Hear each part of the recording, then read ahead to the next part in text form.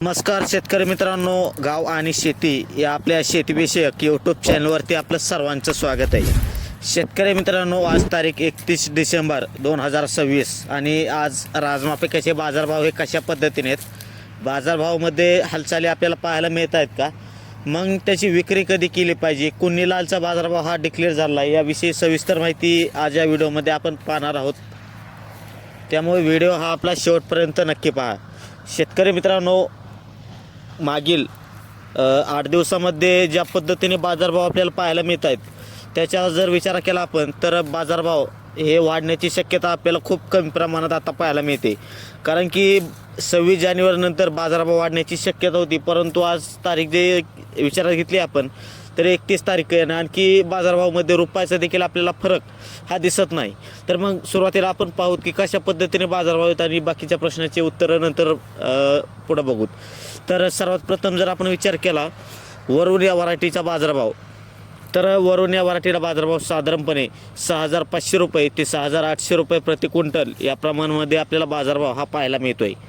त्यानंतर साध्या वाघ्याचे बाजारभावाचा जर विचार केला आपण तर 6,800 रुपये ते 7,000 रुपये प्रति क्विंटल या प्रमाणामध्ये आपल्याला बाजारभाव हा पाहायला मिळतो आहे.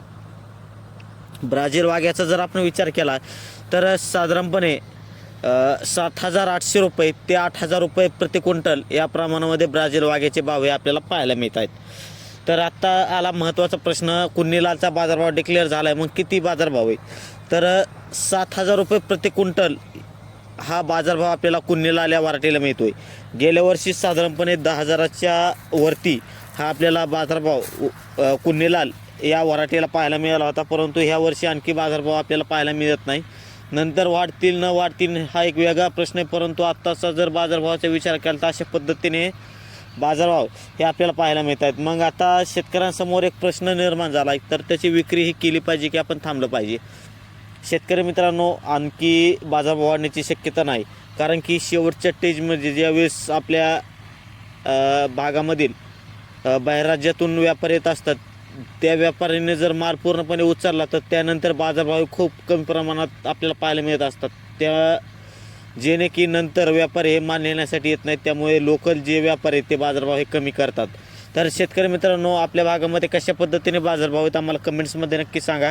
आणि व्हिडिओ कसा वाटला, व्हिडिओ जर आवडला असेल तर व्हिडिओ लाईक करा, यूट्यूब चॅनलला सबस्क्राईब करा आणि शेतकऱ्यांसोबत हा व्हिडिओ शेअर नक्की करा.